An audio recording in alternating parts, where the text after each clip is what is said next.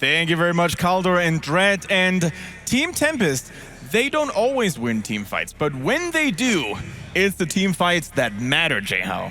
Team fights that matter. I mean, the one right before they gained that Immortal was the biggest fight of the game. Yeah. And they were able to secure the kills that they needed to secure.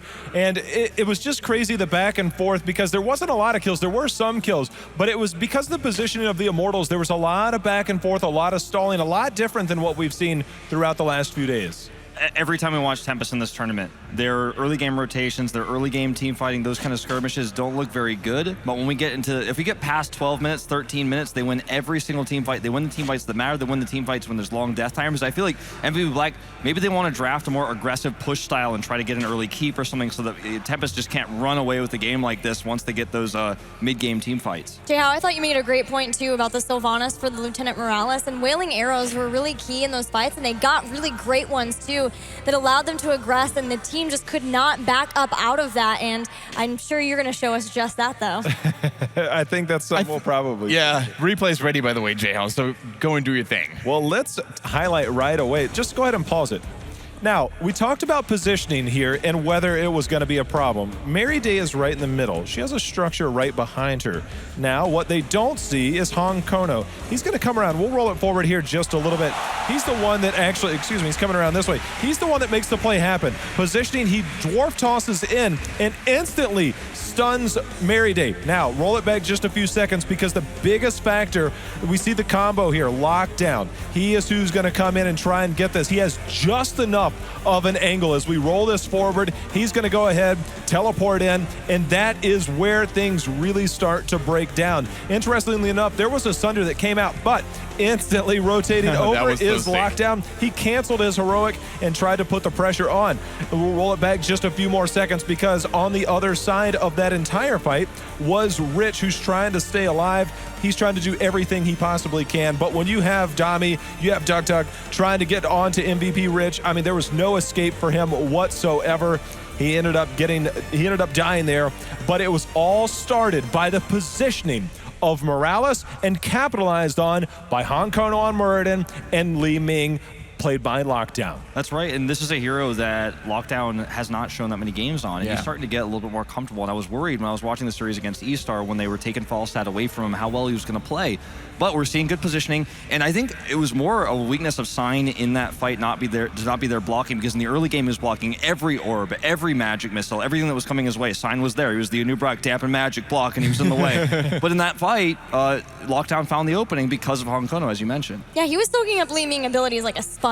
It was crazy, but toward the part, they were able to pull apart a lot of the members of MVP Black, and being able to pounce on Lieutenant Morales, as you said, Kendrick, is so important. Yeah, it is really important, and it looks like MVP Black, they need to incorporate a little bit of E-Star's early game aggression, and then they are the team that can actually pull it all the way to the very end here. But for now, we're going to move on to battleground number 2, which is going to be Infernal Shrines. I'm so excited for this one, man. Incredible. I mean, we've seen MVP Black going for Diablo, going for a little bit more of an MYI strategy here, but there is so much potential for both teams to pull out heroes that we've not seen so far. Before MYI did that, MVP Black did this in Spring Championship, Wolf. I know you've had quite a bit of look at them. Infernal Shrines is a good map. Yeah, it really is. I really want to say on this map, I think it's one of Zul's best maps, and I do think if they give Coach Azul on this map, if they can get that early aggression, it's a map that so far Tempest has shown some struggles for in the early game, but again, you get to that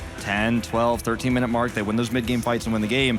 I'm worried for Tempest if they let Black have Zul, and I think that's something Black should be looking at in this draft. Well, they're looking at Kel'Thas first, and he has proved very, very much worthy of a #1 pick the last few days. But Tempest now has an opportunity to pick up Zul. But last game, they prioritized Muradin first. They're hovering him now. That seems to be pretty much a given. It's just a matter of, are they willing to commit this early? And if not, I feel like MVP might actually capitalize on exactly what you were just talking about. I'm wondering what we're going to see for our Bruiser for Tempest, because they have played Kerrigan on this map. They don't have to show one early. And as a result, I think picking Tastar here is insanely strong. Great wave clear and works with every single one of Dami's melee assassins. And it is that's exactly what they did. Yeah, that's exactly what they did the last time they played on Infernal Shrines, and it opens up the potential for so many different ways of playing later on. Tastar shields can enable a Sonya, but they can also enable the Queen of Blades herself. That's right. and even a Thrall if need be, if that's what the composition calls for. There's definitely some discussion going on in the Tempest booth about this, but they are going to lock in the Tassadar. I think this is the perfect and pick. They're going for it. But this is where I want to see MVP Black pick up Zul. Yeah, they could take ETC, but I want Zul here. I want that early game pressure, because if you don't choke out Tempest in the early game, you get to that mid game, these team fights, they're not losing them ever. Does this lend us back to the support battle is the question. With Tassadar, obviously he's a little bit more flexible. He allows for a few other warriors, or excuse me, a few other supports to come in. But Kael'thas is an intimidating factor. The fact that if Rhaegar gets picked up here, Uther, he struggles with some of those area heals from time to time. But the fact that we do see Living Bomb is so effective throughout. I mean, that is why Kael'thas has been so scary. I think that's also a big problem when you face MVP Black trying to go for the support battle. I mean, you're facing Meriday, and this guy has shown times and times again that he doesn't really care what he has to play as long as it can heal and shield. They're gonna Stealing away the Sonya from Dami. They're gonna take Dami's Sonya away, but that doesn't mean that we're not gonna see Kerrigan. You know, Right. we saw this already. We saw it in several different games of Tempest already on this map. Maybe they just ban her. Yeah, I think that'd be a smart choice. They have to. They've been watching the set versus E-Star, and even if they hadn't, they lost to that strategy in the Super League Finals. I feel like we're not necessarily going to see Zul here anymore because Sonya is on the table here for Black, but I still think that he would be a safe ban here because they don't have a solid specialist. It does allow them to choose Sylvanas instead to serve that same role. Wow, they're going to ban out Tyrande just because of the early pressure alone in the early game. We've mentioned that Tyrande not necessarily a top priority for Korean teams, especially certainly not on Infernal Shrine. So do you think that might just be a placeholder to allow other heroes to walk through? I think this is a ban that's targeted towards what Koreans like to call Soranda, which I always make that reference because it's so strong, the combination between ETC's Power Slide and the Lunar Flare, that Koreans have a name for it. I think it's just they're scared of that early pressure. And again, this is something that Black is looking to do. They're worried about Tempest's mid-game team fighting. We've actually seen that quite a bit. I mean, the fact, even in our region over the last month or so, that's actually been quite popular, exactly what you were just talking about. But Rhaegar, I love the fact that they're taking Rhaegar over Uther here. It's just a matter of what do they try and supplement. They need some damage. They need somebody on that front line. Is Thrall still on the board for Tempest? Look, they have the exact same composition so far that they did versus E-Star. They went Muradin, Tassadar, Rhaegar, and then they picked up Tychus. And there's a double warrior already there for MVP Black. Yeah, that's something that we have seen from them in the past. I'm really curious, again, who's going to be the frontliner, though. That's what I'm really focused on here. They do have the double support. Kerrigan is available.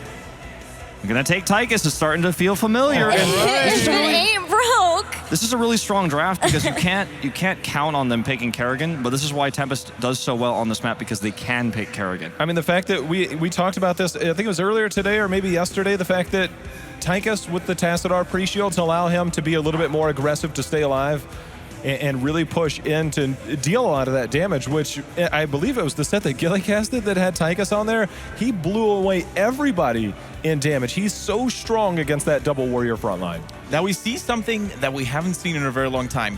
Uther most likely getting picked up here. Not only does he have the potential to allow uninterruptible mosh pits, but also, of course, Sonya, who is a deadly threat if you cannot stop her from engaging on you. Yeah, well, it looks like they're changing their never mind. mind. Let Kendrick talk for I was starting to feel it, though, and I was thinking we might even see Kyocha play Sonya. We might see Thrall and Sonya because you have two good Divine Shield targets. Well, three, really, if you include the ETC. Looks like they're going to keep it a little bit more standard, and this feels like a Sylvanas pick here, but with the ETC, I personally want to see Zul. Strong rotations in the early game, constantly pushing the turrets down, try to get an early keep, try to snowball that advantage. That's what I want to see. Do we rely on enough Tychus damage to really be effective to help secure some of these kills? I mean, would it be enough that if MVP Black doesn't pick up Sylvanas that Tempest could? Because keep in mind the mosh pit, it needs to be interrupted. If you're relying solely on Tychus, that actually might be a tough task. In theory. But they need a front line. Exactly. In theory, that concept works, but given the meta, okay, there's the Zul I've been looking for. I'm so happy. Nice. All right. But they need a frontliner. With the meta we have right now, with the team, that comp that they've built, and how their players play, they have to have a frontliner with double support. I feel like it's got to be Thrall. I don't see where Kerrigan, I feel like if Kerrigan gets locked down by, say, a Bone Prison or something like that, all of a sudden she's in trouble, whereas Tychus, where Thrall has a little bit more survivability when he's in those team fights. I mean, obviously, Kerrigan does well on this map, but I agree with you, Wolf. I think they definitely need somebody up there. I think Dami's worst hero, by far, is Thrall. And that's why they're looking to the Kerrigan here. In my opinion, I think it's the better choice. I mean, we saw Dami play Kerrigan earlier today. If you don't believe me, go back and watch the VODs. We might even get to see it here again in this second game. They're giving it some thought, though. Right, they have 11 seconds left to make the decision of who Dami is going to play. The Kerrigan is getting highlighted. They will lock her in, and again, the Queen of Blades comes back out to play on Infernal Shrines. Really, really cool to see Kerrigan, of course, for the second time in these playoff series. I mean, she always guarantees very entertaining and exciting plays. I mean, the Primal Grasp, pulling people together, especially against the Mosh Pit, that is not really that bad. It was the highlight of the set earlier on Infernal Shrines that Wolf was talking about. Plays, man. There were some serious plays by Kerrigan that really helped that. If you let Dami come on this map with double support, you're going to have a bad time. And, I mean, realistically, when you look at this composition, it's everything they wanted. It's comfort picks. It's map picks. I really want to have faith that the Zul pick for MVP Black that I wanted so badly, they're going to use it, they're going to pressure, they're going to use ETC. But I think that Tempest also doesn't play against this. They're going to body block their minions probably at level 1, make sure they're all back so ETC can't get any picks. Right.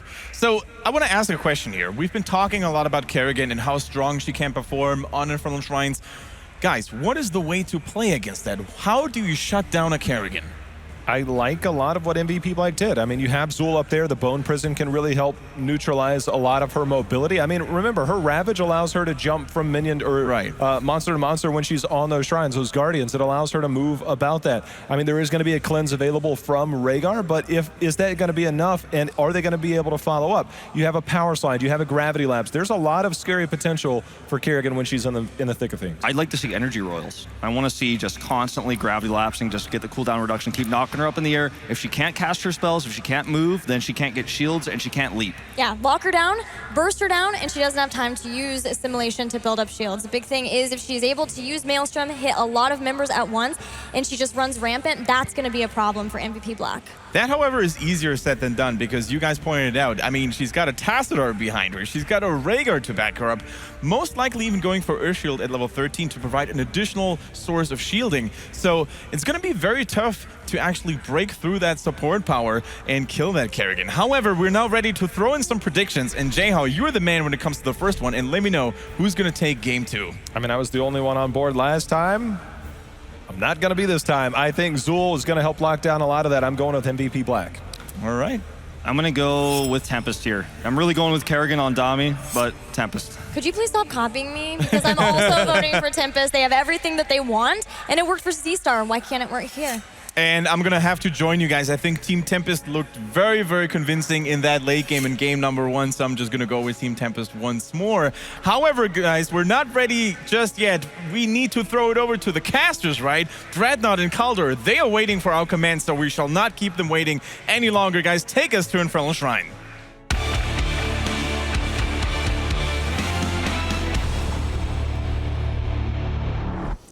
The draft was awesome. The Kerrigan definitely put a smile on my face. It's always rewarding casting a Kerrigan game, but Dreadnought, you got worried, and you got worried for a reason. Yeah, Kerrigan in this composition, yes, it is Dami's kind of go-to, and he's better than on his Thrall, but there are a lot of healthy targets and a lot of damage on the side of MVP. There is definitely a lot of lockdown. We're going to find out soon if MVP can use that. First of all, though, to the left side, we have Team Tempest with Duck on his Tassadar, lockdown on Tychus, Hong, of course, on Muradin. What else? Dami on his Kerrigan, and Hyde is playing Rhaegar. And for MVP, we're going to have Sake on Kel'Thas, Rich on the Sonya, Mary Day on the Karzim, ETC played by Sign, and Zul by Keocha. We're talking a lot about the grand final. We're talking a lot about the best of 5. Tempest has the 1-0 lead, but keep in mind that there is a lot of money on the line here. 150,000 for the winner, and second place goes home with still 75, but this is only half the money, and both of these teams can definitely need a little bit of extra pizza money for the team house. Yeah, they can. And combo already going to be missing by Dami here. And his we had Wolf pulling out at the panelist desk there. Not going to get the body block to get the minions a little bit closer to their team's side. It's a common strategy when facing a hyper-aggressive composition at level 1. And these teams almost mirroring each other when it comes to the rotations once again. At this point, also noteworthy that we have on level 1 for Tigers, Shrug it off. And he's not the only one who identified, of course, that there's a lot of damage and especially lockdown potential on the side of MVP Black. And this is really what MVP is going to look for these Shrine fights. They're going to try and lock a target down and blow it to pieces, whereas Kerrigan is always opting for a chance to see those frontliners on the same spot to get that combo off.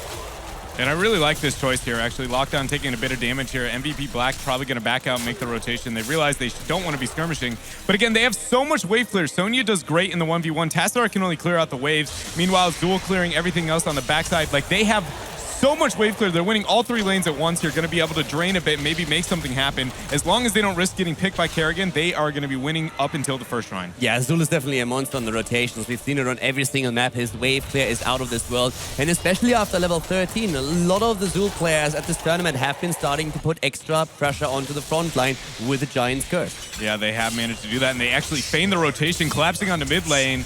And that's going to be Hung Kono going down. That was beautiful from MVP Black. Yes, Dami made the rotation at top, but it didn't matter.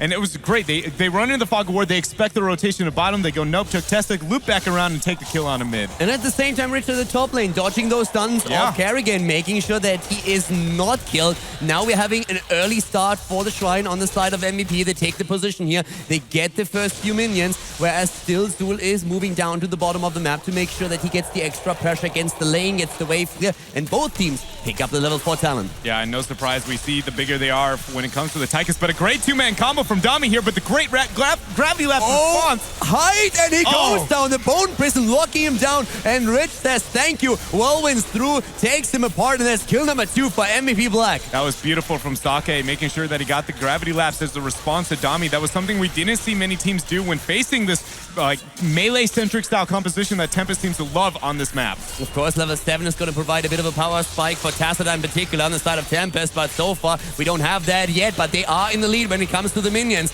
They're trying to use Lockdown for the additional damage. They're trying to pick up those minions, but it's just a bit too late. Here comes DTC, immediately going in. The jump on Hong as he's trying to escape. Tommy just hopping from one to another. They go for the punish and they actually get it. Tempest picks it up.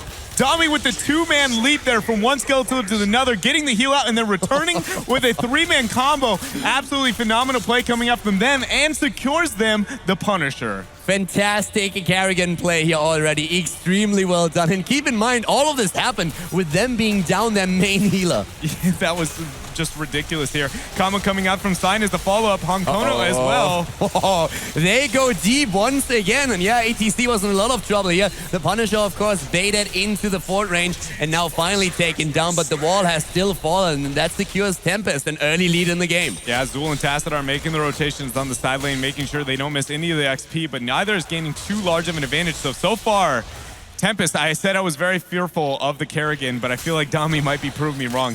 That play was insane. He went from 20% health to half health to hitting a legendary combo. And he dodged all of the stuns too. It was absolutely incredible. All of it started with a kill against Vega, and as MVP Black just takes these kills, Tempest wins the objective. But of course, there's still the heroics to come into play. There's still the level 7, the earlier one for Tempest with the extra shields. And that in particular is going to make it so much more difficult to kill Kerrigan now. Yeah, and one thing to point out as well is MVP Black didn't manage to get that first Punisher, and that's really lucky for Tempest again because they don't have necessarily the best wave clear. It's not nearly as bad as some of the other games here. Actually, Sign tries to get the delay with Mary Day there. That's going to be a double Radiant dash down and a combo onto Sign, but they're going to be able to walk away. And the camp is taken now by Tempest. They're trying to push the bot lane a bit harder. Level 7 talents for both of the teams. cleanses are being picked up, and cleanse is going to be one of those tools that Hyde is always going to keep off cooldown if Karrigan wants to jump in. And here we have another fight happening. Karrigan locked down. Domi finally being eliminated, but at what cost? Meriday is taken apart, and Saka all of a sudden without healing support is getting very low. He is being dropped. It's a double kill against MVP Black, and we're not stopping there. Titan is going to be falling down as well, and look at that. Hyde is being very aggressive even though he's barely out of health. That was, oh my gosh, the aggression that this team seems to have. It was really well done. You saw the cleanse coming out onto the Karrigan there, but it didn't matter after the Bone Prison hit onto her. But they just seem to constantly be able to turn it against their opponents here. Karrison was so far in to make sure that Karrigan was really dead, but the problem is he overextended just a bit, and you can't give Tempest that opportunity. They identify it, they take down the healer without healing support. Kel'Thas is just on the run, not doing anything else. He falls as well, and he turns against Black. Again, the shrine on the map, Drad, and this is going to be an important one. Yeah, it's a full level lead here for Tempest. I don't know if they're going to be able to secure it, though, before 10 is going to be hit. You see Sign trying to be aggressive because MVP is absolutely desperate to be able to secure this map objective, but Dami trying to go in, getting the combo. Great cleanse, though, from Meriday. Very well done, and of course, the worst-case scenario now. Tempest getting Punisher plus level 10, MVP Black being completely in the back foot. They try to prevent it. They try to win the objective, but Tempest is there. They take the lead in minion stacks once again. They work towards level 10 too, and they always put the pressure on Hyde if they see an opening. Yeah, they have a really good job from DuckDuck there, being able to steal from the side of MVP. Meanwhile, Dami, again, just abusing that reset that he can get onto his Q left and right. They already got 5 away, and they're about to get 10 and the Punisher here. Look at that shield that we have on Karrigan already. It's a third of her hit points. Rage is jumping in, trying to gate that, but there's the Arcane Punisher. No level 10 yet, but we have MVP Black engaging for a moment as Tempest is putting the pressure on Sign. He is completely off the rail all the way to the left. Sake is also lost on the map right now. He's trying to buy time for the rest of the team, but that are easy kills if they are making it work. Ty could just move to the top. Look at Sake. He's basically trapped between 2 forts now. He's trying to just buy time for his team here, and Tide is going to be able to take that 1v1. One of the few times you'll see a Rhaegar 1v1 to Kel'Thas. But meanwhile, Meriday actually falling down as well. The Punisher pushing onto the mid 4 here. Level 10 still obtained for Tempest. I would like to see them abuse this in some other way. This fort should not be the end of their dominance here over MVP Black with this level 10 lead. And I am so afraid for Black right now because DuckDuck has this force wall. It's the level 10 pressure with the Punisher. It's the early 2-level lead. DuckDuck's force walls have been so amazing that Tassadar was target banned several times against him earlier today, and we have them with every single tool in the arsenal that they need. But MVP Black, they collapse onto Karrigan with their tens and blow her away. That was very well done, and Rhaegar wasn't in position because he decided to go kill Sake, and that 1v1 wasn't able to be there for the Ancestral nor the Cleanse. So really good job from MVP Black trying to get a response here over some of the minor misplays that Tempest has. Definitely great games that we had so far. An amazing match in Battlefield of Eternity. Here on Infernal Shrines now, we see MVP Black slightly behind, but they still have their chances to come back. 7-sided on Karazim. We see the mosh pit. One good mosh pit, a good poison over, and you can turn this around. Yeah, they do have the composition to make it happen. And again, with how good their wave clear is, if they can manipulate the map to get enough pressure on the side of Tempest, they're going to have to commit a large amount of resources to get that wave clear here. Karrigan can get a bit of the resets, yeah, as we see there, but it's not as fast as, like, I don't know, Zool. So I would like to see them try and abuse that. But again, you have to win a Punisher to do that. And when Dami is on that shrine, it looks like that's never going to be a thing. Yeah, they established shrine control so early. It's really scary. Bot lane now also. Another camp taken for Black. They're trying to push this in a bit harder. Level 12 versus level 11. No shrine announced just yet, but rotations are slowly happening. And Karrigan still up at the top lane to secure the extra experience. They want level 13. They want the lead, but they are giving up structures at the bottom of the map. Yeah, they are showing that they're going to be giving it up for now, but it looks like the rest of Tempest is going to be moving down, actually getting the flank here onto MVP. This does not look good, Colin. This could be a massive problem. All of a sudden, Sake is very much alone. He's trying to escape. That's the force wall. We've been talking about it. Karrigan missing the combo for a moment. Maelstrom already triggered as Dome is going deep. Rich on the other hand, he's solo. Is there going to be save? No, nothing. Down goes Sonya. We are having immediately the ultimate on the side of Zul taking the poison over, but they're still on the run here. Look at Sign. Lockdown is trying to chase him down as Kyoja is being slowed and taking apart. The Ancestor saving Muradin. And the grenade to the face is ripping ETC apart. And they're going to be able to start this shrine again. Dami's going to be cleaning it up. Can we just say how Lockdown and the rest of Tempest they look like they're absolutely dismantling MVP. In that team fight, it started out like Rich just completely lost his health so quickly, and then you see them mosh pit try and come into play. There's an instant interrupt, the force wall to get the isolation. It just seems like they have every number of MVP. And this was supposed to be the series where MVP Black can get revenge. They were looking for revenge. They were hungry for it. They were defeated with a 4-0 in the final of the Korean League. They said they want to redeem themselves, but now they are far away from doing that. It is actually Tempest that looks incredibly dominant once again. Yeah, I mean, and when you look at both of their performances against eStar, it felt like MVP was far more dominant, but again, Tempest is just an absolute animal right now, showing to be on the complete next level. And this looks like only a minor lead. Okay, another Punisher coming out, only a level lead, whatever. But I feel like Dami is going to find a way to make this. Him and Honkono, their aggression is going to be enough to make this very influential towards their lead in this game.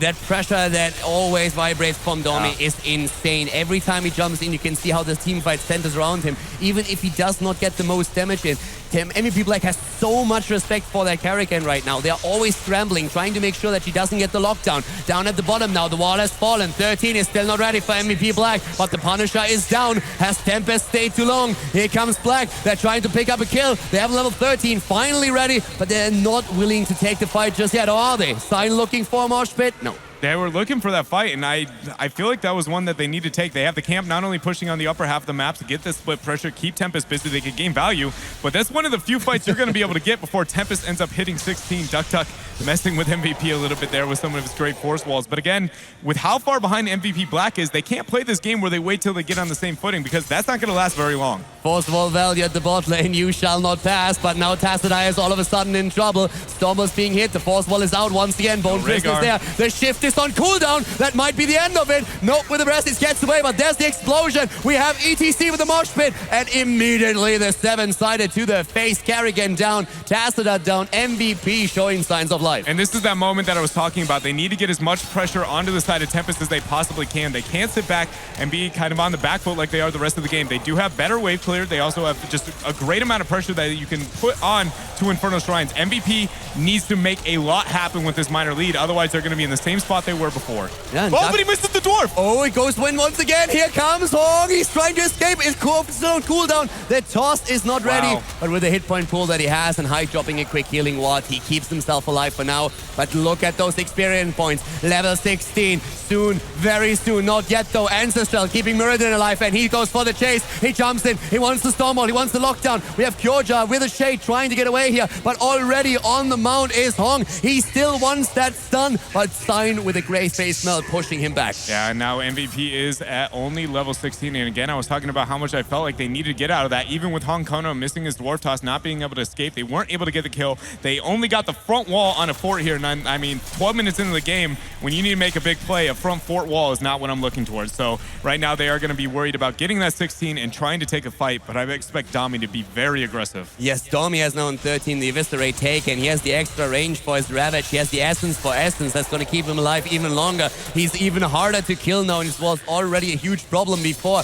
Now without the level 16 talent, they're looking for a kill, but good jump here on Hong. No lockdown, and that is actually like a couple of wasted heroics that we have there. A lot of them on cooldown at this point. And a two-man combo coming out from Dami. He's going to pop the Maelstrom here, being very aggressive. They're up 16-0 here, and as you see, Honkono getting the isolation in the backline, but a big combo attempt, I believe, coming out from Dami. They're trying to make something happen, and look at that laser splitting the wall there, so nobody's going to be able to get past. Well done, Rich, though, moving back right now. Here comes once again the move against Tychus. Lockdown is trying to escape. He gets the damage in. The mosh pit is finally there. Do they have the damage? Rich goes deep. He has to, but he's so low. He dies first, and that's the 5 versus 4. All of a sudden, Doma is back on the hunt. He's trying to go for it. The combo, it hits Sign. Where's the Eviscerate? There we got it. He takes him down. A 5 versus 3, and mercilessly, Tempest is taking MVP Black apart one by one. And I know this, I feel like we could have waited for Tempest to be able to back out just a little bit there and take their time before finishing that Punisher. With how big of a lead they just got, they could have waited a minute, because notice how they all had the back.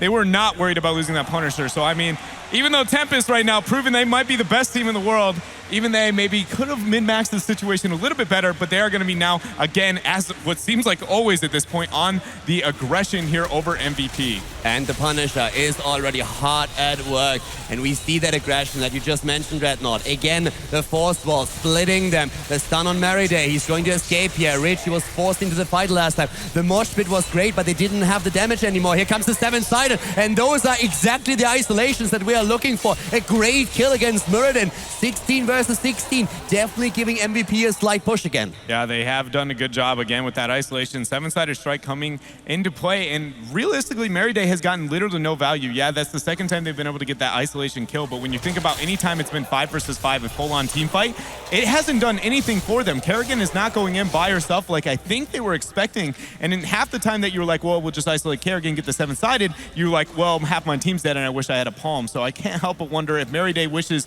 his team was the aggressor rather than the other way around. Yeah, that's a really good point that you make here, because in this case, or in the situation that they find themselves in, a palm would oftentimes do wonders, but they are going for the aggressive move now up here at the top. And Domi, he has the shield. Essence for Essence just got pot. Maelstrom is there. Rich, he wants revenge. He slams her into the ground. That's the end of Kerrigan. Zul died too, but they're going deep for that fort. They take it down, and Lockdown is very low. There we go. They're jumping on him. Again, the 7-sided. We're seeing Sign moving in, and all of a sudden, Lockdown is trapped at the top, but Hong to the rescue. He wants to move in. He wants to stop them. And what looked like a kill against Tigers is all of a sudden turning into a massive team fight.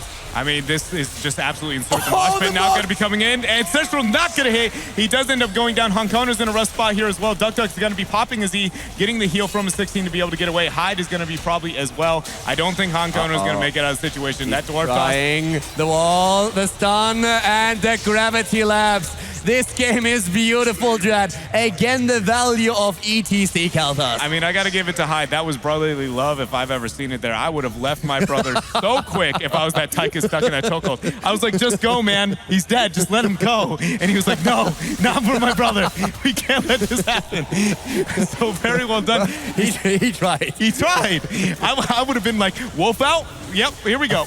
But he ended up staying for his team. So now, again, MVP Black having a 2-man lead here. They need to secure this Punisher. They do have 2 forts down on the upper and bottom half of the maps. So now, this is really the first time we've seen a momentum swing for MVP Black. And it all started with a 4 versus 5 fight that Tempest picked. We have talked about the class that Tempest has, their skill, but MVP Black, they know how to come back in a game, and they've been pressured all time long, but they always maintained like this small gap in experience. They always made sure that they were still on the heels of Tempest when it came to experience, and now they even surpassed them. It's 11 kills against 10, and MVP Black, they decided they will still show up on the second map. Losing 2 in a row against Tempest in a best of 5, that would have been a disaster. Playing 3 maps in a row when you know every single map could be your last, that is so much pressure. MVP Black does not want that. They are looking to win this map and to show Tempest what they're made of. Yeah, the 2-man combo coming over the wall. Expect MVP to try and worry about one of these gates or the sidewalls before it gets baited over. That's not going to happen for them, so there will be no follow-up on this Punisher.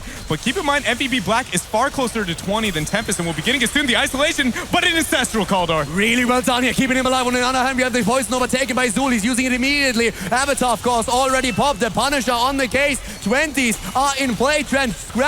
We have Ignore Pain, and they're going deep right now. They try to use the advantage. There's the mosh pit, and it is good. Gets interrupted in the end, and ETC actually falling. Tempest turning around. Meriday is getting blown to pieces through the Punishers on the core, but it's not really going to matter. Hong, on the other hand, he's so low. So is Domi. So is Hyde. They're all just dancing away, but Tychus is too late. Lockdown eliminated, and that Punisher is heading straight for the keep in the middle of the map. Yeah, it does get baited over to the keep on the middle half of the map. That was very well done from Tempest. Rather than moving backwards, which could have lost them the game in that type of situation where they lose 2 heroes, they managed to bait it towards the mid keep and only take a little bit of damage onto that structure. So very well done from them, keeping their composure, even though that was debatably a game-losing situation for them. Now they have to be able to make a play here. Again, it really feels like if MVP Black is the one moving in on their opponents, they have pretty good success with their composition. If it is the other way around, it looks not even close. So Tempest now needs to make sure that they get back that tempo that they had in the beginning half of this game. They need to initiate the fights if they want to Yes. win it here. They need to be the one to really just make that call, jump in, take them. They need to take the initiative. But we have 20s in play now right now. The Bone Spear, the Turbas for ETC, Transgression, Ignore Pain, the Arcane Power for Kel'Thas. The only hero who hasn't picked the talent yet is Lockdown, actually. The Storm Shield for Tassadar alone and the Hardened Shield of Muradin should give so much sustain. And we've been talking Domi all game long. He has the Bolt of the Storm now. Even more survivability, more flexibility. He's going to be all over the place. I swear it's just gonna be a Bolt 3-man combo somewhere that's a game ending. This guy is an absolute monster on the Kerrigan. And we do actually see Sizzling Attacks is the pickup here. And talking damage, we have already 73,000 damage, but look at this, Transgression comes in. Look at that damage output! Domi, how is he still alive? How is he alive? He died 3 times in that fight, I swear! And somehow the answer still comes through. Everything is being popped. Hyde is a god. Hyde is a god. What just happened there? Hyde gets completely isolated and then just, I feel like he's gonna die instantly. Everybody moves into where the 7-sided strike for him, and then out of nowhere, Domi just like gets multiple Qs mixed with his Essence for Essence. What happens here, Kaldor? I can tell you what happens. Hyde actually turns Super Saiyan in this fight. Look at that damage. Hyde, first of all, nearly blowing up. And look at Domi. He was down to, I think, 40 hit points or something. This is crazy. I have never seen anything Unbelievable. like that. Think for a moment. You are on the booth now for MVP Black. How angry are you? No, that's instant tilt right there. Wow. There's about no other response that is appropriate. Just like, well, that goes our hopes and dreams out the window right there. Unbelievable. What a play. Domi and Hyde in that last fight. That was insane. And guys, if one of the two dies here, that shrine is a goner. You might lose the game right there, but they are still alive and they're fighting hard. Transgression once again. The Phoenix comes down as well as they fight for the Punisher. Turbust! What a Turbust! What a move by MVP Black! Oh my god! That was so beautiful. A triple kill sign with an amazing play and definitely the game-ending one. That tour bus, and you saw the attempt to get the interrupt there from Hong Kono there from his E, dwarf tossing in. But with that tour bus securing 3 people, that's going to be it. I don't think MVP can do this unless Domi goes full Domi and manages to get a pick some here. That is going to be a 3-man Kono, but Unbelievable. It's just ridiculous. There's 75% on the core here. I don't think there's going to be any response. They go for it, Domi. There's no chance. They go for the core, and this is the end. This is MVP Black coming back into the series, tying it up. It looked better at the start, but they are showing signs of life here. MVP Black is here to win. That was absolutely amazing tour bus coming out from Sign there, and they lost almost every single fight for the beginning half of that game. And think about how this went just a few moments ago. We were talking about Domi, we were talking about how we were talking how MVP has to be crushed after not getting a kill. Yeah. And all of a sudden, you see Sign and he's like, I don't care. I'm going to show you how it's done. I have an ult too, and I'm going to use it now. Yeah, he's like taking a ride on the Magic School Bus. Let's go, Tempest. And everybody ends up getting that mosh pit. That was a beautiful play coming out from him. Just, oh man. Crazy. My mind is blown still. How did they survive that situation? I've never seen something like that.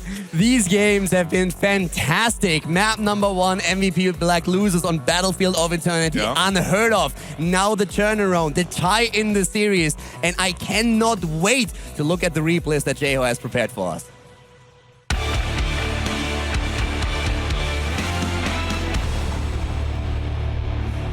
All right.